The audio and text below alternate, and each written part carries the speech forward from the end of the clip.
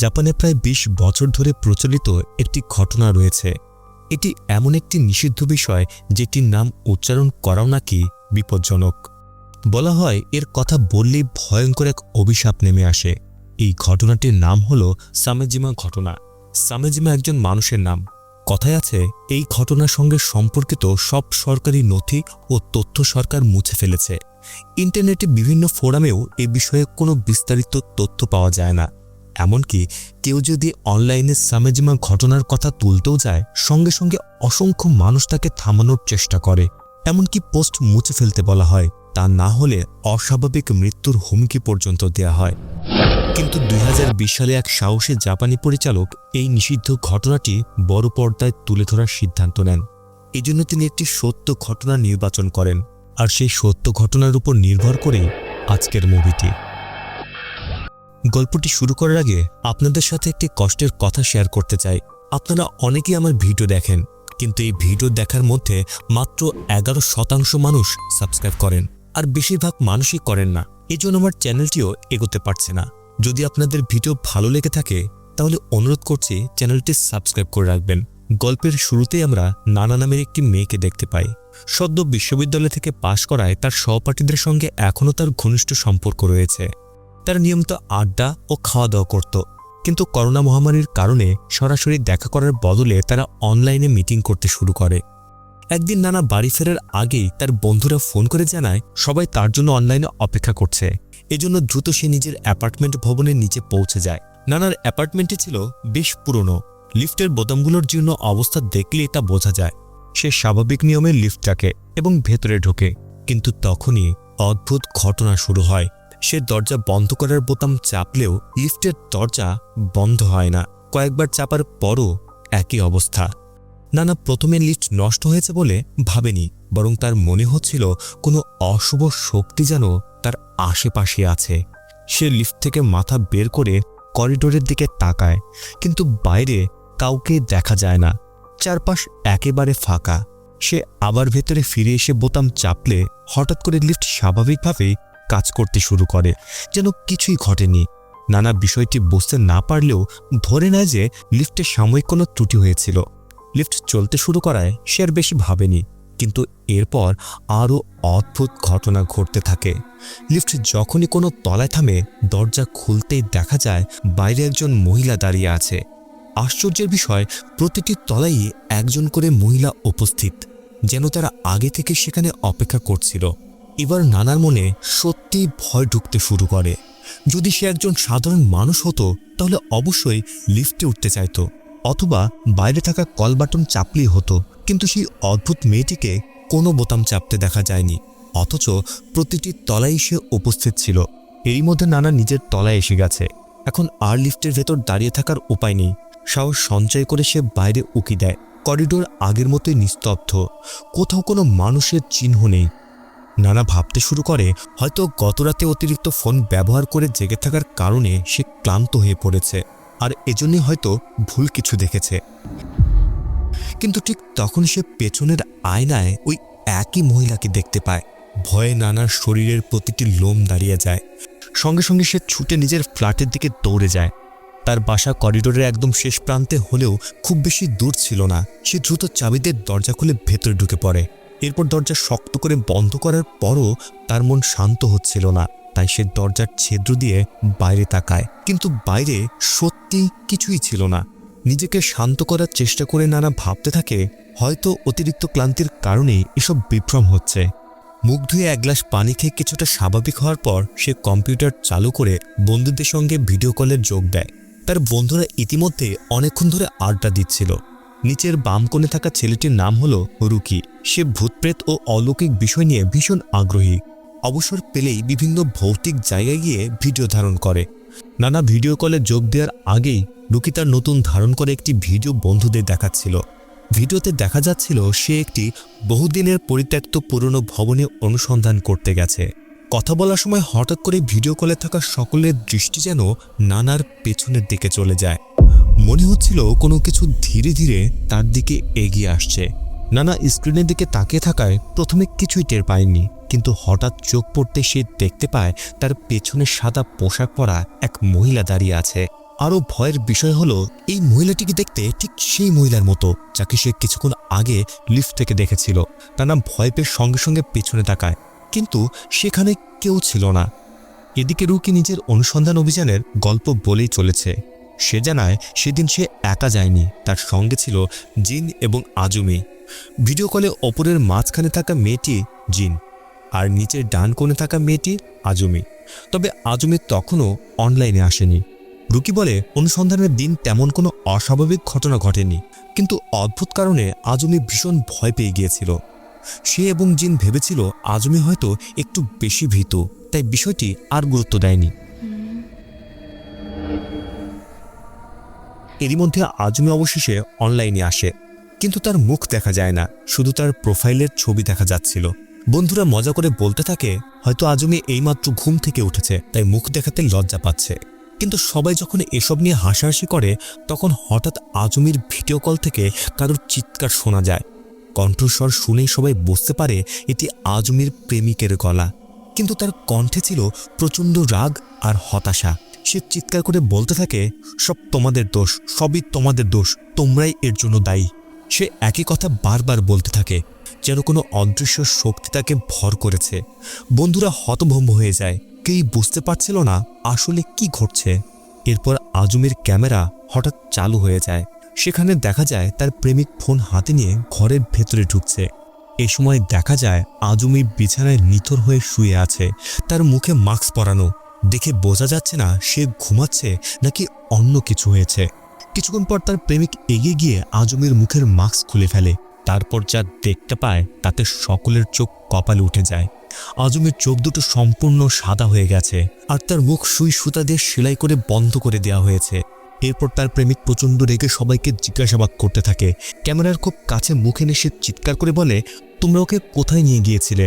এত ভালো একটা মেয়েকে কেন এমন ভয়ঙ্কর অভিশাপের শিকার হয়ে মরতে হলো? সে নানা ও তার বন্ধুদের কাছে কৈফিয়ত চায়। ঠিক তখনই আজমির প্রেমিকের ভিডিও কাঁপতে শুরু করে, যেন সিগন্যাল বিকৃত হয়ে গেছে। হঠাৎ কোনো এক অদৃশ্য শক্তি তাকে টেনে নিয়ে যেতে থাকে।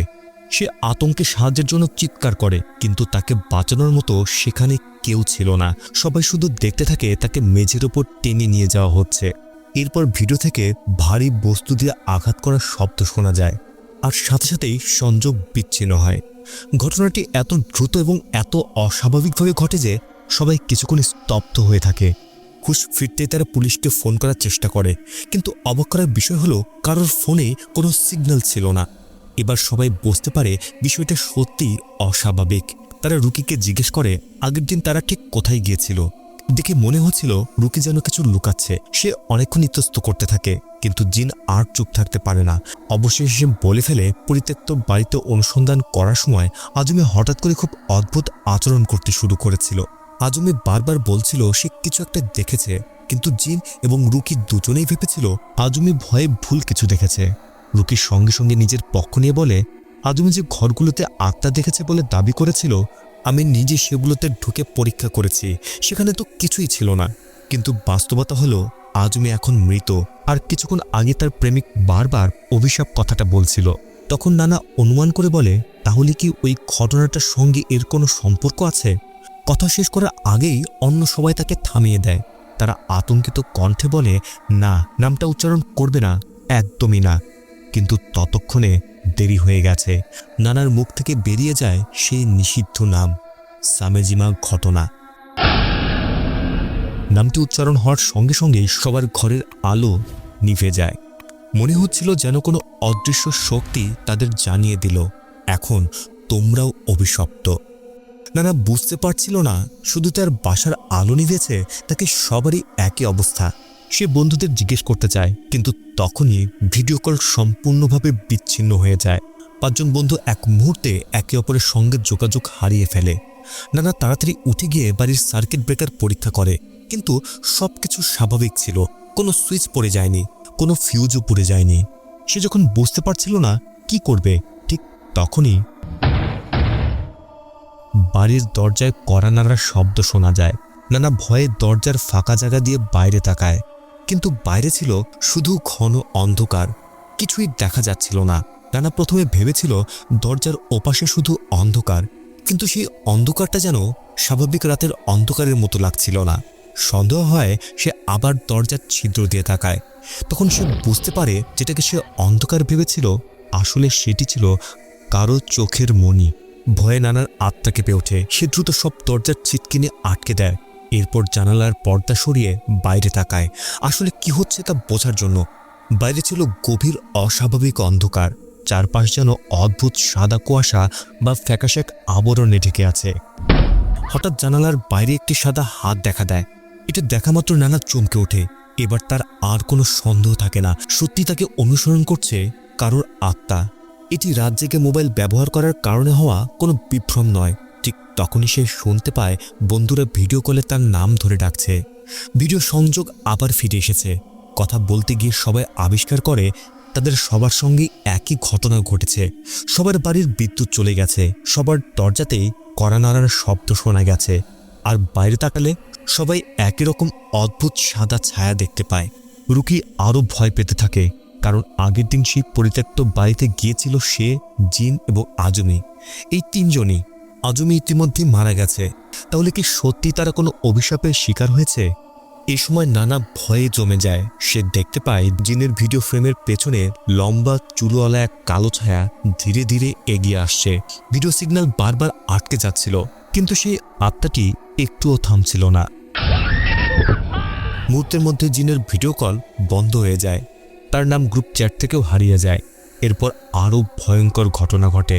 বাকি চারজনের ভিডিও ফ্রেমের পেছনেও একই লম্বা চুলওয়ালা কালো ছায়া দেখা দিতে শুরু করে, কিন্তু তারা যখনই পেছনের দিকে তাকায় তখনই সেটি উধাও হয়ে যায়। এই পর্যায়ে আর কারোর পক্ষে শান্ত থাকা সম্ভব ছিল না। নানা রুকিকে জিজ্ঞেস করে, একটু আগে জিন যে সামেজিমা ঘটনার কথা বলছিল সেটি আসলে কি? রুকি আর কিছু লুকায় না। কাঁদতে কাঁদতে সে জানায় প্রায় ২০ বছর পুরনো একটি ভয়ঙ্কর ঘটনা রয়েছে। সেই ঘটনার পুরোটা জানে না, তবে এতটুকু জানে সামেজিমা ঘটনার নামটি বলা যাবে না, এমনকি শোনাও যাবে না। যেই এই নাম উচ্চারণ করবে বা শুনবে সে অভিশপ্ত হয়ে যাবে। রুকি আরও বলে, অনেক বছর আগে এক ব্যক্তি এই ঘটনাকে মিথ্যা মনে করে তদন্ত শুরু করেছিল, কিন্তু পরে তার সঙ্গেও ভয়ঙ্কর কিছু ঘটে। মৃত্যুর আগে সে যা যা জানতে পেরেছিল সবকিছু ইন্টারনেটে প্রকাশ করে যায়। সেই তথ্য থেকে সে জানতে পেরেছিল তারা যে বাড়িতে অনুসন্ধান করতে গিয়েছিল সেখান থেকেই নাকি সামেজিমা ঘটনার সূত্রপাত হয়। তবে কথাটুকু শুধু রুকি জানত, আজমি ও জিন কিছুই জানত না। ঠিক তখনই রুকির আচরণ আরও অদ্ভুত হয়ে যায়। মনে হচ্ছিল কিছু একটা যেন তাকে ভর করেছে। সে বলতে থাকে, তোমরা একটু অপেক্ষা করো, আমার বাইরে একটা কাজ আছে। মাঝরাতে হঠাৎ বাইরে যাওয়ার কথা শুনে সবাই তাকে থামানোর চেষ্টা করে। তারা অনুরোধ করে যেন সে কোনোভাবে ঘর থেকে বের না হয়, কিন্তু রুকি কারোর কথা শোনে না। সে হঠাৎ ভিডিও কল কেটে দেয়।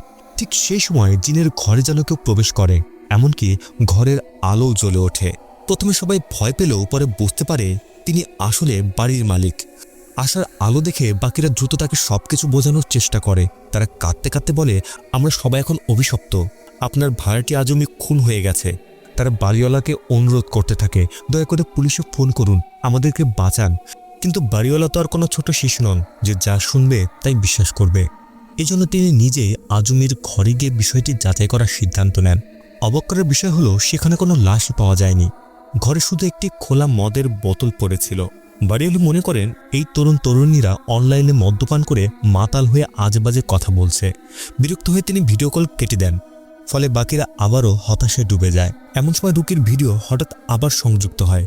দেখা গেল আতঙ্ক আর বিভ্রান্তির মধ্যে সে অজান্তেই দৌড়ে সেই পরিত্যক্ত বাড়িতে চলে এসেছে, যেটিকে সামেজিমার ঘটনা বলে দাবি করেছিল। সে ভেবেছিল হয়তো সেখানে গিয়ে অভিশাপ থেকে মুক্তির কোনো উপায় খুঁজে পাবে, কারণ তার মনে হচ্ছিল এই সব কিছু শুরু আসলে তার কারণে হয়েছে।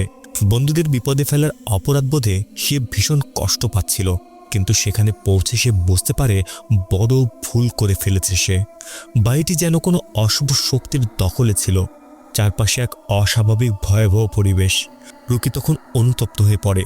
সে বুঝতে পারছিল হয়তো আর বেশিক্ষণ সে বাঁচবে না, তাই মৃত্যুর আগে তার জানা সবকিছু সে তার বন্ধুদের বলে যাওয়ার সিদ্ধান্ত নেয়। রুকির মতে বহু বছর আগে সামেজিমা নামের একজন জনপ্রিয় লাইভ স্ট্রিমার ছিল। বাড়ি থেকে সে সাধারণ ব্লগার ও অনলাইন বিক্রেতা হিসেবে পরিচিত ছিল, কিন্তু বাস্তবে সে ছিল অত্যন্ত বিকৃত মানসিকতার একজন মানুষ। একদিন সে এক মহিলার ওপর ভয়াবহ নির্যাতন চালায়। শুধু তাই নয়, সে পুরো ঘটনাটি সরাসরি সম্প্রচারও করে। পরে সেই ভিডিও রেকর্ড করে বিক্রিও করেছিল, যেন যারা লাইভ মিস করেছিল তারাও দেখতে পারে। এই জঘন্য অপরাধে একদল যুবক প্রচণ্ড ক্ষুব্ধ হয়ে ওঠে। তারা সিদ্ধান্ত নেয় স্বামীজীমাকে নিজেরাই শাস্তি দেবে, কিন্তু তারা পুলিশের কাছে যায়নি। তাদের বিশ্বাস ছিল আইনের শাস্তি এমন একজন অপরাধীর জন্য যথেষ্ট নয়। তাই তারা স্বামীজীমাকে অপহরণ করে সেই পরিত্যক্ত বাড়িতে নিয়ে যায়। সেখানে তাকে নির্মমভাবে হত্যা করা হয়। কিন্তু সবচেয়ে অবাক করার বিষয় হলো, যুবকেরা নিজেরাও পুরো ঘটনাটি ইন্টারনেটে লাইভ স্ট্রিম করেছিল। অর্থাৎ তারা যে নৃশংসতার বিরুদ্ধে দাঁড়িয়েছিল, শেষ পর্যন্ত নিজেরাও আরেকটি নৃশংসতার অংশ হয়ে যায়। লোককথা অনুযায়ী সে মৃত্যুর পর স্বামীজীমার প্রবল ঘৃণা অভিশাপে পরিণত হয়। এরপর যারা হত্যাকাণ্ডে জড়িত ছিল তারা একে একে রহস্যজনক ও ভয়াবহ মৃত্যুর শিকার হতে থাকে। শুধু হত্যাকারী নয়, যারা সে লাইভ স্ট্রিম দেখেছিল, প্রতিক্রিয়া দিয়েছিল বা অন্যদের সঙ্গে শেয়ার করেছিল, তারাও নাকি অভিশাপের শিকার হয়। কথা বলতে বলতে হঠাৎ রুকির পেছনে থাকা আলমারির দরজা নিজে থেকেই খুলে যায়। এতে সে থেমে যায়। তার চোখে স্পষ্ট ভয় দেখা যাচ্ছিল। মনে হচ্ছিল সে যেন বুঝে গেছে তার সময় ফুরিয়ে আসছে। রুকি ক্যামেরার দিকে তাকিয়ে শান্ত গলায় বন্ধুদের বিদায় দিয়ে বলে, হয়তো এটাই শেষবার তোমাদের সঙ্গে কথা বলছি। রুকি যেন কোনো এক অদৃশ্য শক্তির প্রভাবে চলে গিয়েছিল। সে ধীরে ধীরে একদম অচেতন ভঙ্গিতে আলমারির দিকে হাঁটতে শুরু করে। তারপরে হঠাৎ করে ভিডিওর সিগন্যাল সম্পূর্ণ বিচ্ছিন্ন হয়ে যায়। তবে সংযোগ বিচ্ছিন্ন হওয়ার ঠিক আগে রুকি তার সংগ্রহ করা সব তথ্য ও ছবি গ্রুপ চ্যাটে পাঠিয়ে দিতে সক্ষম হয়েছিল। ছবিগুলোর বেশিরভাগই ভয়াবহ নির্যাতন ও নৃশংস হত্যার চিহ্ন দেখা যাচ্ছিল, কিন্তু একটি ছবি সবার দৃষ্টি আকর্ষণ করে। 16 নম্বর ছবিতে দেখা যায় একটি দরজা, যেটি শক্তভাবে তালাবদ্ধ অবস্থায় ছিল। এই অস্বাভাবিক বিষয়টি নান্নার মনে প্রশ্ন জাগায়। তারা অনুমান করতে শুরু করে হয়তো স্বামীজীমাকে হত্যার পর তার আত্মাকে ওই ঘরের ভেতরেই কোনোভাবে বন্দি বা সিল করে রাখা হয়েছিল। আর পরে রুকি, জিন ও আজমি যখন পরিত্যক্ত বাড়িতে অনুসন্ধান করতে যায়, তখন অজান্তে সেই সিল ভেঙে যায়। যদি তাই হয়ে থাকে, তাহলে হয়তো সেই দরজাটি আবার বন্ধ করে দিতে পারলেই অভিশাপ থামানো সম্ভব। কিন্তু সমস্যা হলো, তারা প্রত্যেকেই নিজেদের ঘরে আটকা পড়ে আছে। বাইরে বের হওয়ার কোনো উপায় নেই। ঠিক তখনই নানার ফোন বেজে ওঠে। স্ক্রিনে দেখা যায় ফোন করেছে তার বড় ভাই। নানা অবাক হয়ে যায়। কিছুক্ষণ আগেও তো কোনো নেটওয়ার্ক ছিল না। ফোন ধরতে তার ভাই বলে, আমি বাসায় ফিরছি, এইমাত্র লিফটে উঠলাম। নানা দরজার কাছে গিয়ে কান পাতে। সত্যি সে লিফটের দরজা খোলার শব্দ শুনতে পায়। তারপর করিডোরে পায়ের শব্দ। এরপর দরজার হাতল ঘোরানোর আওয়াজও শোনা যায়। কিন্তু অদ্ভুত ব্যাপার হলো, নানার ঘরের দরজা একটুও নড়ে না। তাহলে তার ভাই কোন দরজা খুলছে? নানা ফোনে জিজ্ঞাসা করলে ওপাশ থেকে ভাই বলে, আমি তো এখন দাঁড়িয়ে আছি ড্রয়িং রুমে। এই কথা শুনে নানার শরীর ঠান্ডা হয়ে যায়। সে দ্রুত ড্রয়িং রুমে ছুটে আসে, কিন্তু সেখানে কেউ ছিল না, একটাও মানুষ নেই। এই সময় সে ভিডিও কল করে। ভিডিও চালু হতেই দেখা যায় তার ভাই সত্যিই বসে আছে তার ড্রয়িং রুমে, কিন্তু নানা সেখানে নেই। কথা বলতে বলতে তারা ভয়ঙ্কর একটি সত্য উপলব্ধি করে। একই বাড়িতে থাকলেও তারা একই জগতে নেই। নানার ভাই রয়েছে বাস্তব পৃথিবীর তাদের আসল বাড়িতে, আর নানা ও তার বন্ধুরা আটকা পড়েছে অন্য কোনো অজানা মাত্রা বা অভিশপ্ত জগতে। এই আবিষ্কারের পর অনেক রহস্যের ব্যাখ্যা মেলে। যেমন বাড়িওয়ালি কেন আজমির লাশ খুঁজে পায়নি, কারণ তিনি ছিলেন বাস্তব জগতে, আর অভিশাপের শিকাররা ছিল অন্য এক স্তরের বাস্তবতায়। নানার ভাইয়ের কাছে বিষয়টি সম্পূর্ণ অবিশ্বাস্য মনে হচ্ছিল। তার পৃথিবীর সম্পর্কে ধারণাটি যেন ভেঙে পড়ে। সে বারবার জানতে চায় আসলে কি হয়েছে, তার বোন কোথায়। কিন্তু নানা কিছুতেই সত্যি কথা বলতে রাজি হয় না, কারণ সে ভয় পাচ্ছিল পুরো ঘটনাটা বললে তার ভাইও অভিশাপের মধ্যে জড়িয়ে পড়তে পারে। কিন্তু তাদের সঙ্গে থাকা আরেক বান্ধবী এতক্ষণে মানসিকভাবে ভেঙে পড়েছিল। সে আর চুপ থাকতে পারে না। নানা তাকে থামানোর চেষ্টা করে, কিন্তু ততক্ষণে অনেক দেরি হয়ে গেছে। মেয়েটি এক নিঃশ্বাসে শুরু করে শেষ পর্যন্ত পুরো ঘটনায় নানার ভাইকে বলে ফেলে। আর এর ফলেই হয়তো আরেকজন মানুষ এই অভিশাপের আওতায় চলে এলো। নানার ভাই সব কথা শোনার পর আর এক মুহূর্ত দেরি করে না। সে দ্রুত সেই পরিত্যক্ত বাড়ির দিকে রওনা হয়। উদ্দেশ্য ছিল একটাই, অভিশপ্ত দরজাটি আবার বন্ধ করে দেয়া। কিন্তু তখনই এক ভয়ঙ্কর শব্দ শোনা যায়। শব্দটা শুনে মনে হচ্ছিল কেউ যেন ধারালো নখ দিয়ে কাঠের উপর ধীরে ধীরে আঁচড় কাটছে। নানা প্রথমে ভেবেছিল শব্দটি তার নিজের ঘর থেকে আসছে। সে ফোনের আলো জ্বালিয়ে ঘরের চারিদিকে খুঁজতে শুরু করে, কিন্তু তখনই গ্রুপ চ্যাটে থাকা রিও হঠাৎ করে চিৎকার করে ওঠে। সে বলতে থাকে শব্দটি আসলে তার ঘরের ভেতর থেকে আসছে, আর সেটি শোনা যাচ্ছে তার আলমারির দিক থেকে। ভয়ে কাঁপলেও রিও শেষ পর্যন্ত সিদ্ধান্ত নেয় পালিয়ে না গিয়ে মোকাবেলা করবে। সে একটি বেসবল ব্যাট তুলে নেয়, মনে মনে ভাবতে থাকে দরকার হলে শক্তি প্রয়োগ করেই সেই অশুভ সত্তাকে থামাবে। রিও ধীরে ধীরে আলমারির দিকে এগিয়ে যায়। কিছুক্ষণ খোঁজাখুঁজির পর সে কিছুই দেখতে পায় না। এরপরে আতঙ্কে তার হাত থেকে ব্যাট মেঝেতে পড়ে যায়। সে নিচু হয়ে ব্যাট তুলতে নেয়, কিন্তু ব্যাটের বদলে তার হাতে স্পর্শ করে অন্য কিছু। এটি ঠান্ডা, অস্বাভাবিক হাত। এটি ছিল সেই মহিলা আত্মার হাত। এরপর রিওর আর কোনো খোঁজ পাওয়া যায়নি। এভাবে দলের সদস্যরা একে একে হারিয়ে যেতে থাকে। এখন জীবিত ছিল মাত্র দুজন। তাদের সব আশা এসে ভর করে নানার ভাইয়ের ওপর। যদি সে দ্রুত সেই অভিশপ্ত ঘরের দরজা বন্ধ করতে পারে তাহলে হয়তো সবাই বেঁচে যাবে। এদিকে নানাও বসেছিল না। সে রুকির পাঠানো ছবিগুলো বারবার পরীক্ষা করছিল। হঠাৎ একটি ছবির নিচের কোণায় জাপানি ভাষায় লেখা ছিল একটি ছোট বার্তা, যেটি তার চোখে পড়ে। বার্তাটির অর্থ হলো নির্ধারিত ধাপ অনুসরণ না করলে সেই ঘরে পৌঁছানো সম্ভব নয়। ঠিক তখনই নানার ভাই পরিত্যক্ত বাড়িতে পৌঁছে যায়। নানা দ্রুত তাকে নির্দেশ দিতে শুরু করে। সে জানায় বাড়িতে মোট 7টি ঘর রয়েছে।